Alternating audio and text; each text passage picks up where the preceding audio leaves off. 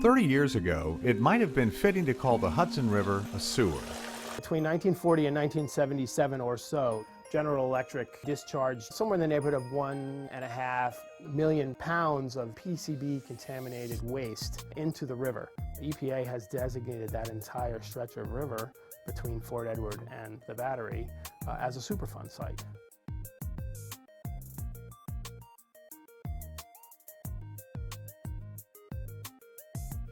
The Hudson River. Its designation as one of 14 American heritage rivers speaks to the national significance of this river. Although progress has been made, most New York City residents still consider it polluted or dead.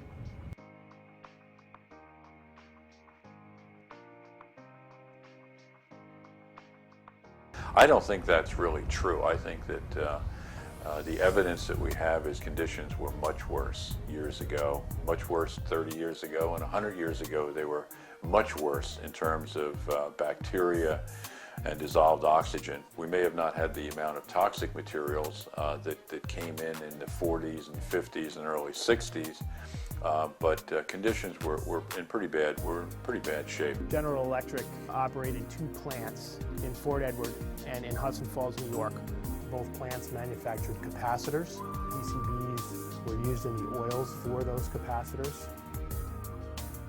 PCBs were banned in 1977, so they stopped using PCBs in their oils. The water in the Hudson is cleaner now than it has been in nearly 100 years. Yeah, it's one of the things that you tend to hear is people say, gee, when older folks, when I was a kid, I was able to swim in the Hudson River, and things have gotten worse.